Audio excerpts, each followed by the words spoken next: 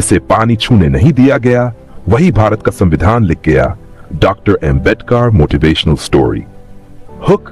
लोग कहते हैं किस्मत साथ दे तो इंसान आगे बढ़ता है, लेकिन कोई ये नहीं पूछता जिसकी किस्मत ही दुश्मन हो वो क्या करे। सोचिए, एक ऐसा बच्चा जिसे स्कूल में बैठने की इजाजत नहीं, पानी छूने की मनाही और इंसान समझा ही नहीं गया, और वही बच्चा आगे चलकर भारत का संविधान लिखे। आज की कहानी किसी फिल्म की नहीं है, ये कहानी है डॉ भीमराव अंबेडकर की। पार्ट 1, जन्म ही सजा बन गया। एक छोटे से गांव में जन्म हुआ, महार जाति में। उस दौर में जाति आपकी पहचान नहीं, आपकी सजा थी। स्कूल में अलग बिठाया जाता था, क्लास में नहीं, बरामदे में। प्यास लगती थी लेकिन पानी नहीं मिलता था, क्योंकि पानी छूना गुनाह माना जाता था। सोचिए, एक बच्चा रोज अपमान पीता है लेकिन रोता नहीं, क्योंकि उसने उसी दिन तय कर लिया था, ओपन कोट, मैं जवाब शब्दों से दूंगा, जान से दूंगा, क्लोज कोट। पार्ट 2, गरीबी अपमान आग। घर गरीब था लेकिन सोच अमीर। पिता कहते थे पैसा जाएगा, जाति जाएगी, लेकिन शिक्षा साथ रहेगी।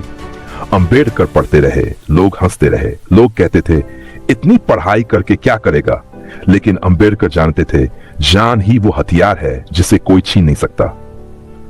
भारत से बाहर सोच की उड़ान। संघर्षों के बीच उन्हें स्कॉलरशिप मिली और वो पहुंचे अमेरिका, कोलंबिया यूनिवर्सिटी। वहां न जाति थी न छुआछूत। पहली बार उन्हें इंसान समझ आ गया। यहीं से एक छात्र नहीं, एक विचार जम ले रहा था। वो कहते थे, ओपन कोट, मैं सिर्फ अपनी नहीं, अपने जैसे करोड़ों लोगों की लड़ाई लड़ूंगा। क्लोज क्वार्ट 4, वापसी और टकराव। जब वो भारत लौटे तो हालात बदले नहीं थे। वही अपमान, वही नफरत, लेकिन अब सामने कमजोर बच्चा नहीं था। अब सामने था भीमराव अंबेडकर। उन्होंने सवाल उठाए, कानून पढ़े, सिस्टम को चुनौती दी। लोग डरने लगे क्योंकि अब चुप रहने वाला नहीं था। संविधान और इतिहास।